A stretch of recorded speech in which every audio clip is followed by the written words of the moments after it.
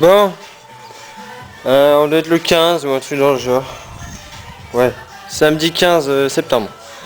Chapitre des évacuations. Oh, je suis en noir et blanc. A tout de suite. Bon, alors on recommence en couleur. Bon, donc toujours 15 septembre, hein, 2007 évidemment. Alors on savait que les évacs s'arrêtaient ici. Bon bah voilà. Donc le but c'est de creuser une tranchée comme ça.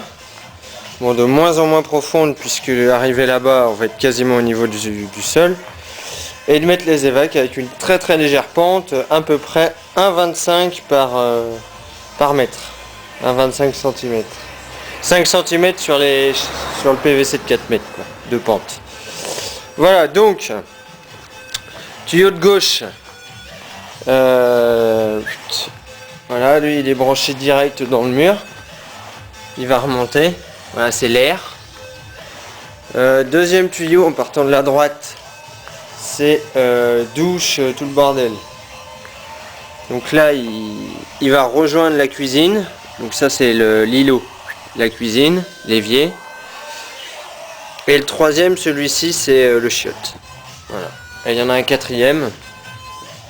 Donc lui, c'est une réserve. Il part là, et puis il monte. Voilà, il va monter à l'étage le long du mur. Voilà. Bon.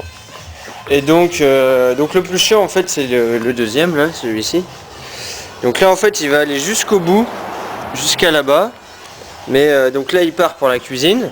Ça c'est l'îlot de la cuisine. Après il part. Bon là j'ai plus de PVC mais il part là, il va rejoindre celui-ci. Voilà. Celui-ci, ce trou là, ça sera une réserve si un jour je veux mettre un évier de ce côté. Et en fait à chaque fois il faut qu'il y ait de l'air qui reparte. Donc ça va remonter et rejoindre le truc, les trucs en haut là. Voilà, après il continue, il repart là. Bon bah après il n'y a plus de tuyaux. Mais à ce niveau là, il va rejoindre le ballon d'eau, parce qu'il faut une évac. En fait voilà, c'est ce truc là. En gros, hein, ça va être comme ça.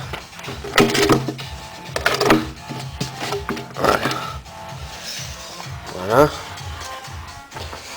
Donc il va arriver là, tac, il va rejoindre celui-là, ça c'est l'évac du ballon d'eau. Après il continue, ça c'est l'évac d'une potentielle, je sais pas, une machine à laver ou un truc comme ça. Et après, bon bah là j'ai pas fait encore la tranchée, mais il va rentrer un peu dans le mur et il va remonter, pareil. Pour ce réseau là c'est fini. Après ça continue donc ici, là. Il va continuer, là il va longer. Il va rentrer ici. Et ici là, voilà, vers mon pied, il va y avoir plutôt vers là, le siphon de la douche. Donc là tac, une évac et après il repart en biais. Et derrière le polystyrène, là il va y avoir l'évier. Voilà. Et le chiotte lui, il continue. Il rentre par là. Et il rattrape ici. Le chiotte il va être là, il va y avoir un truc qui remonte. Et ça c'est l'air qui repart. Voilà. Il y a toujours, à chaque fois, il y a une prolongation d'air. Voilà. Donc ce qui est pénible, c'est pas forcément de coller les PVC, mais c'est de creuser la tranchée. Voilà, parce que c'est à la main et il y a vachement de caillasse. Voilà, j'ai déjà réévacué cet énorme tas. Voilà. Bon allez. Vous verrez l'évolution, ciao. Bon, lundi 23 ou 24, je sais plus.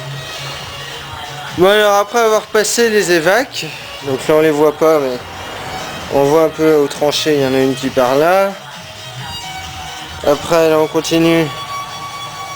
Là l'îlot de la cuisine. Ça c'est une réserve au cas où. Celui-ci. Ça c'est les deux extractions d'air. Ça c'est une réserve qui va de là à l'îlot.